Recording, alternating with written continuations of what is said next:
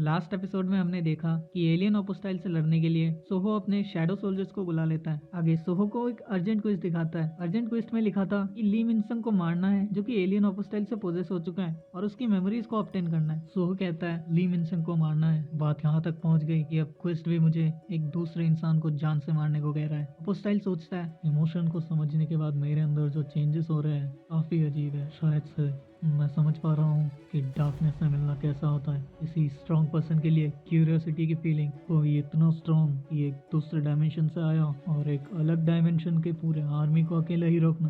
मैं बस डार्कनेस के लिए क्यूरियस था जो अपने आर्मी के साथ भी खड़े होकर अकेला लग रहा था। पता नहीं इससे मुझे अपने सवालों का जवाब मिलेगा भी कि नहीं। तभी एक शैडो ओपोस्टाइल पे अटैक कर देता है लेकिन ओपोस्टाइल उसको बीच में से चीर देता है। लेकिन तभी सुहो आके ओपोस्टाइल को पंच कर देता है। हालांकि ओपोस्टाइल उसे अपने स्वॉर्ड से ब्लॉक कर लेता है। ओपोस्टाइल अपने मन में सोचता है क्या अपने सोल्जर को इसने मुझे डिस्ट्रैक्ट करने के लिए यूज किया और फिर खुद फाइट कर रहा है। क्या ये अपने क्लोज कॉम्बैट स्किल्स पर इतना भरोसा रखता है। ओपोस्टाइल अपने स्वॉर्ड को स्विंग करता है लेकिन सोहो उसे डॉज कर लेता है। तभी पीछे से एसिल अटैक करने के लिए आ रही होती है लेकिन ओपोस्टाइल उसके स्पीयर को पकड़ लेता है और उससे कहता है उन ब्लैक सोल्जर्स में से नहीं लग रही। अभी सोहो ओपोस्टाइल के जबड़े पे एक किक मारता है और एसिल को फ्री कर देता है। हम देखते हैं कि ओपोस्टाइल के फेस पे एक क्रैक आ जाता है। ओपोस्टाइल बहुत ही रेज के साथ सोहो को देखता है और सोहो से कहता है तुम अपने ब्लैक सोल्जर्स को मुझ पे अटैक करने के लिए क्यों नहीं भेज रहे। ब्लैक सोल्जर्स, हाँ अगर तुम्हें उन्हें देखने का इतना ही मन कर रहा है तो ये लो। तभी सोहो का बुलाया शैडो सोल्जर ओपोस्टाइल को अपने सैंड पावर से रोक लेता है और फिर सोहो सामने से अटैक करने के लिए आ रहा होता है। लेकिन तभी ओपोस्टाइल अपने ऑरा को रिलीज कर देता है जिससे सोहो और उसका शैडो सोल्जर दोनों ही पुश हो जाते हैं। सोहो मन में कहता है क्या जिस सैंड से वो बंधा हुआ था वो सारी की सारी एक्सप्लोड हो गई। तभी ओपोस्टाइल सोहो, एसिल और शैडो सोल्जर पर बहुत तेजी से अटैक कर देता है और ओपोस्टाइल कहता है मुझे नहीं लगता मैं उस उत्साह को फील कर पाऊंगा जो मैंने तब फील करी थी। इतना डिसअपॉइंटिंग है। डार्कनेस के सभी सोल्जर्स उनके पास अपनी खुद की इच्छा शक्ति है। ऐसा लगता है कि वो एक पूरी ट्रेंड आर्मी है। लेकिन मैं देख सकता हूँ कि तुम्हारी इस एबिलिटी को यूज करने का तरीका बिल्कुल अलग है। मुझे लग रहा है कि ऐसी अथॉरिटी होने के बावजूद भी तुम ऐसी फाइट को जीत नहीं सकते। तुम कमजोर हो।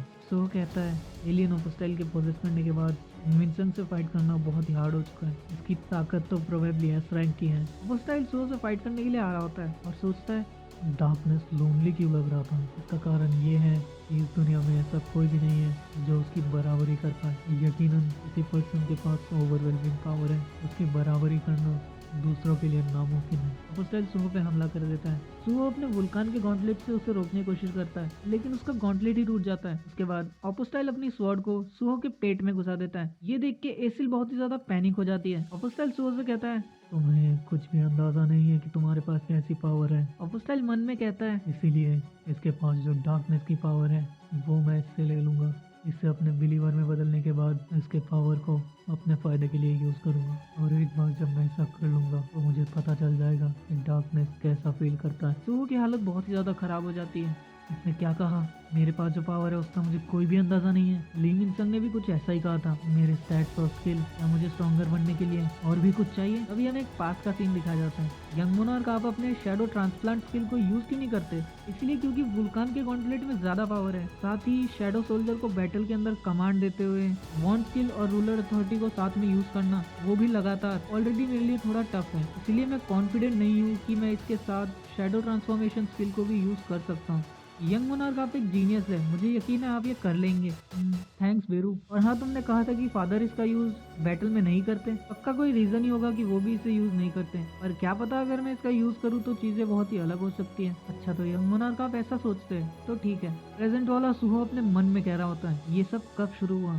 तब से मैं अपने लिमिट्स को इतनी आसानी से डिफाइन करने लगा। असफल होने के बाद समझौता करने की मेरी आदत अभी तक मैं अवेक भी नहीं हुआ था। अब मुझे याद आ रहा है अवेक होने के बाद मैंने एक सिंगल पेंटिंग भी नहीं बनाई। मुझे ड्राइंग सच में काफी ज्यादा पसंद थी। लिविंगस्टन ने मुझसे कहा था कि मुझे खुद ही नहीं पता कि मुझे क्या चाहिए और ऐसा समय आएगा जब मुझे फैसला लेना ही होगा। वो सही कह रहा था।